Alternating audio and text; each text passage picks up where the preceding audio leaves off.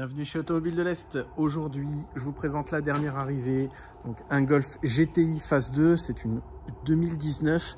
Ici, c'est un GTI Performance, donc le 245 chevaux, pas le 230. On peut voir la différence notamment aux petits logos avant-arrière qui sont en rouge. Ça, c'est propre aux performances, mais aussi le petit GTI écrit sur les étriers. Ça, c'est un truc que vous retrouvez uniquement sur les perfs 245 et non pas sur les normales 230. Au-delà de ça, vous l'avez vu se déplacer sur route, voir un petit peu, vous avez vu un petit peu l'intérieur. Là, ce qu'on va faire, c'est la regarder plus attentivement. On va faire le tour esthétique carrosserie. Après, on va checker ce qui est un peu mécanique, donc les pneus, les disques de frein, les plaquettes. On va ouvrir le capot moteur aussi. Donc la voiture, et comme elle est arrivée, hein, elle a juste eu un petit lavage extérieur, donc un petit coup de jet d'eau, rien en profondeur. Sous le capot moteur, on n'a absolument pas touché. On le fait pour la livraison quand la voiture est vendue. Avant ça, on n'y touche pas. Ça permet aux gens de voir que la voiture est saine. Parce qu'en général, quand vous allez voir une bagnole et que le capot moteur est complètement nickel, ça peut cacher des choses. Je dis pas que c'est systématique, mais bon, voilà. Là, au moins, il est dans son jus. On voit qu'il n'y a pas de fuite d'huile ou de choses comme ça. Après, quand on aura fait ça, on va faire un petit tour esthétique intérieur, voir l'état des tissus, des plastiques, les panneaux de porte. Et pour finir, on va faire le tour des options. N'oubliez pas, c'est super sympa de votre part, surtout si vous prenez plaisir à regarder les vidéos, un petit like, un petit pouce bleu ou même un petit commentaire de préférence sympa. Ça fait toujours plaisir et voilà, ça nous aide beaucoup. Et en plus, c'est complètement gratuit. Allez, on va tout de suite checker l'esthétique extérieure. Voilà, du coup, petite modif. Quand on a fait la vidéo, la voiture est équipée en jantes 17 pouces puisque ces jantes-là qui étaient abîmées étaient en peinture. Du coup, elles viennent de revenir de peinture, donc elles sont passées en full black au lieu d'être en poli. 4 pneus neufs, les 4 jantes sont nickel. Pas besoin de faire le tour. Les pneus, c'est des Trackmax avec petit rebord. Qui normalement protège le pneu, mais là c'est vraiment ultra rare. Donc vous avez un demi-millimètre de protection. On va prendre l'arrière aussi. Vous puissiez la voir quand même avec ces jantes en 19 qui sont quand même 1000 fois plus sympas que les 17.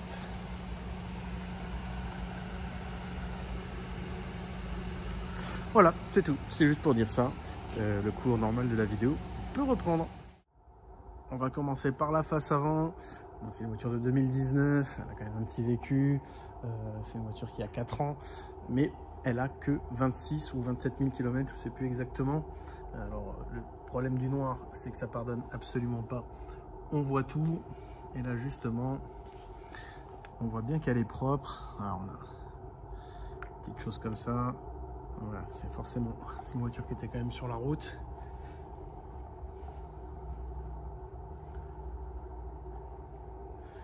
Elle n'est pas beaucoup micro-rayée, surtout pour un véhicule noir. Ça pardonne jamais. On va faire la baie de pare-brise qui est nickel. Je vais repasser sur la face avant, sur le pare-choc. Alors là, je vois un petit truc. Mais... ok, c'est juste de la saleté. Ici, là. Elle est un peu frottée ici. On peut faire une petite retouche qui devrait être beaucoup plus discrète. Alors là, je sais pas si ça se voit. Micro rayure, c'est un coup de lustrage, ça disparaît, ou du moins c'est atténué à 90%, j'ai envie de dire. Donc là pareil, des petites micro traces. Ça c'est des choses qui sortent.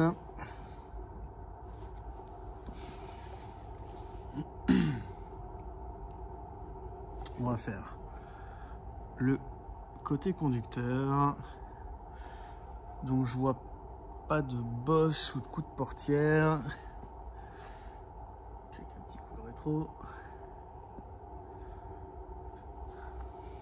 Je regarde en même temps.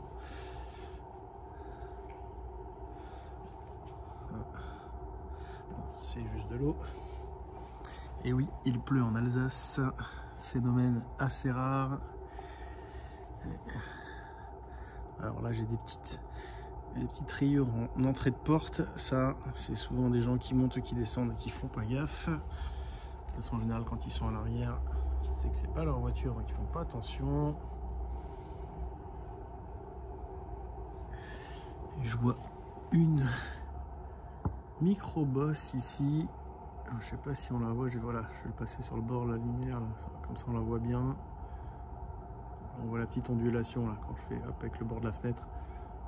Voilà. Donc ça c'est quelque chose qu'on peut sortir sans peinture, par contre c'est vraiment pas un souci. Un petit débosselage sans peinture. Donc on utilise en général un pistolet à colle chaude et un outil en plastique pour le sortir, ou alors on va carrément chez le débosseleur qui utilise le même concept mais qui après fait une petite finition avec les petits marteaux et des choses comme ça. D'ailleurs on a un super gars qui nous fait ça. J'en parlerai peut-être dans une vidéo. Il s'appelle Upcar. Ils sont vraiment d'enfer pour ça. Ils peuvent vous dégrêler une voiture. C'est hyper impressionnant. D'ailleurs, en parlant de grêle, en général, si une voiture est grêlée, on le voit au pavillon. Là, c'est impec. Sur le côté passager, je vois rien. Pas de coup de porte, pas de bosse. On va remonter le long de la voiture. Comme ça, sa petite gouttelette d'eau. Ok, vraiment nickel. Si là, elle a dû prendre un petit gravier ou quelque chose. Alors ça pareil, une pointe de noir, une pointe de vernis par-dessus et ça disparaît. Le rétro est nickel. Et voilà pour l'esthétique extérieure. Et on va tout de suite voir sous le capot. Alors, sous le capot, on ne le présente plus. Le 2 litres 4 cylindres turbo. Et donc, avec 245 poneys qui travaillent. Dans le système électrique. Parce que forcément, j'ai dû ouvrir la voiture pour ouvrir le capot.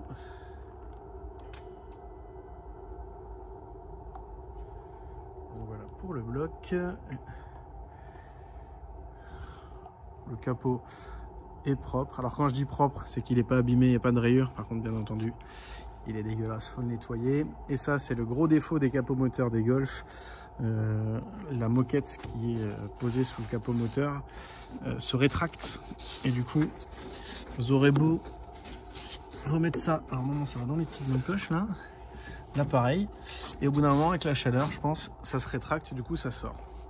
Donc c'est génial parce qu'après, ça fait des super nids pour les martres déjà prêts, donc plus qu'à rentrer et à grignoter de l'intérieur. D'ailleurs, j'ai pas mon anti-martre là dans le moteur. Nous, on met des blocs WC. On a essayé les anti-martres électroniques, on a essayé des produits spéciaux.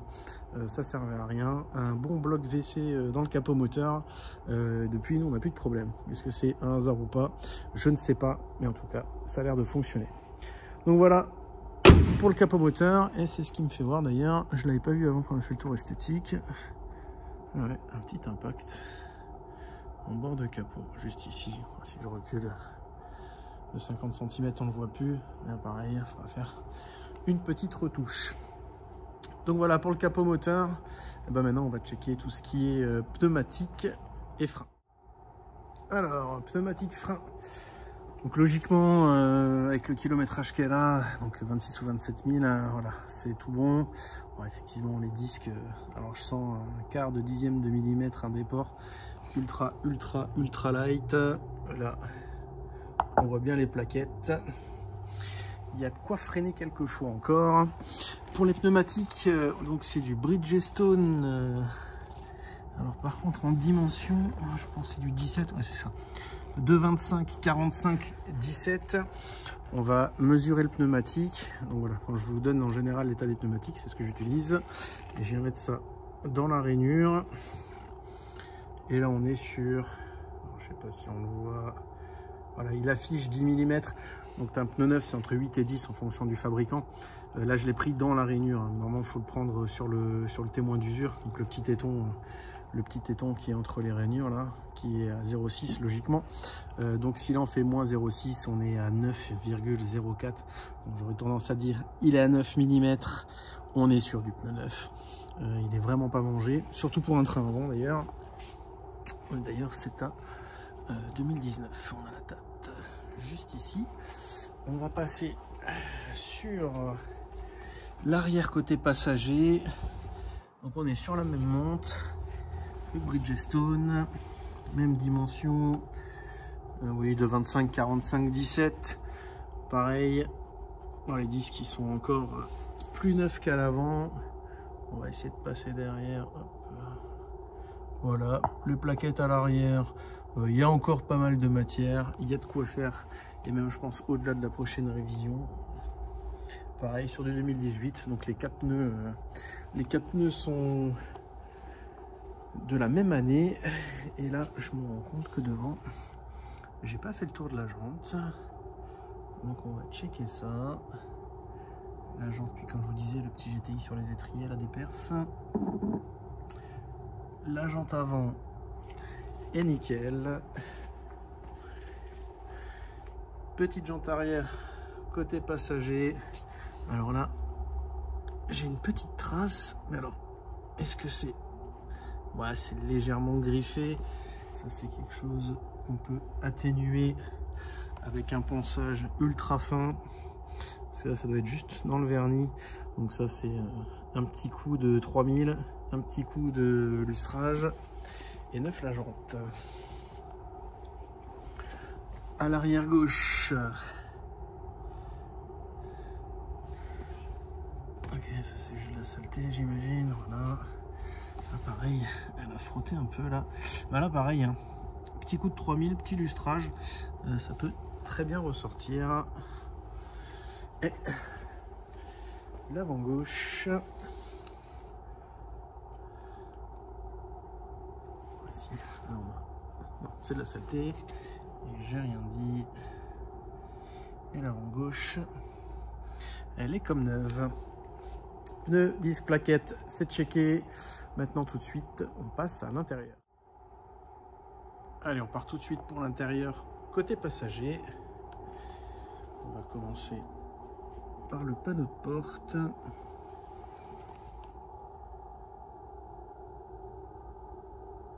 Je vais peut-être chercher une lampe. Alors là, on a des petites traces chaussures. Bon, voilà, c'est des choses qui partent déjà comme ça. Je vous le rappelle, la voiture n'a pas été préparée.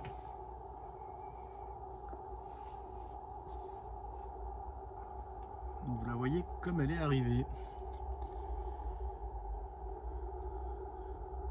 Notamment avec tout ce piano black qui est magnifique à l'intérieur, mais qui prend tellement les traces de doigts. Je ne sais pas si on le voit d'ailleurs sur l'écran. Voici comme ça on le voit. Et vu que c'est un écran tactile, le siège côté passager avec le petit tissu écossais propre au Golf GTI. Alors on voit que l'assise est neuve, hein. Elle a 26 ou 27 000 km, hein. C'est quasi neuf.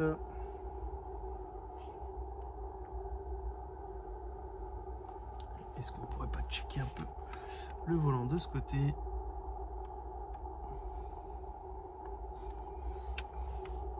Hop. Et on va passer derrière.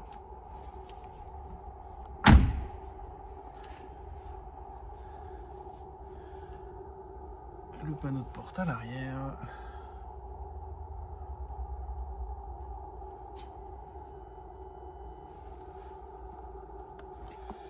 On va faire... Je suis pas moyen d'avoir de la lumière.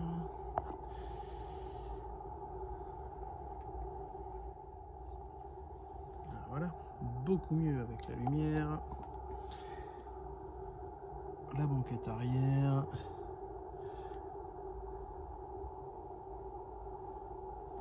Alors, je vois pas de traces de siège en fond. Hop. Le porte-canette, très important ça. La trappe à ski. Le dossier est propre. La portière est propre. On va checker le coffre. Hop. Alors, au niveau du panneau arrière, voilà, on a des belles traces tout le long. Alors, ça peut paraître bête, hein, mais un simple carton dans le coffre, accélération, freinage. Vous prenez un virage à droite, à gauche, ça se balade. Ça vous fait des griffes. C'est des plastiques hyper rigides. Donc, du coup, ça marque très très vite. Petite banquette de tiers 1 tiers, la trappe à ski. Alors, on a le kit cric et clé pour changer une roue. Et là, on a ski ajustement, compresseur à brancher sur l'allume-cigare et bonbonne de produit à injecter pardon, dans le pneu en cas de crevaison. Chose que je déconseille toujours fortement. C'est mieux d'aller à la casse, de trouver une roue d'occasion ou d'acheter une jante tôle et de monter un pneu dessus. Ça, vous le mettez dans le coffre, il y a la place en général hein, sous la planche derrière. Vous le mettez dans le coffre, vous changez la roue au bord de la route, c'est réglé. Alors que le kit anti-crevaison, c'est peut-être moins de tracas, plus facile à faire. Par contre, le pneu, c'est poubelle à cause du produit et on change toujours les pneus par paire. Du coup, ça vous coûte 2 pneus. Ça peut faire mal le clou. Hein. Alors qu'une réparation, si vous n'avez pas mis le produit, même une simple réparation du pneu, vous en avez pour 15-20 balles, c'est réglé quoi. Alors, panneau de porte côté conducteur propre. Le dossier du siège conducteur propre aussi. Et on va checker l'assise. Ok, nickel. Les 3 petits appuis-tête, nickel. Après, comme dit, c'est une bagnole, elle n'a pas de borne. Donc, elle n'est pas neuve. Mais disons qu'elle en est pas loin. On est même à 26 ou 27 000 km seulement. Donc, on a le panneau de porte conducteur. Donc, en général, alors on a les alus qui sont un peu abîmés à cause des bracelets quand on pose les mains sur les panneaux en roulant. Ok, c'est de la saleté. Donc, pas trop de traces de coups de pied, c'est pas mal. Le siège conducteur. Donc l'assise là, elle est nickel. C'est hyper rigide.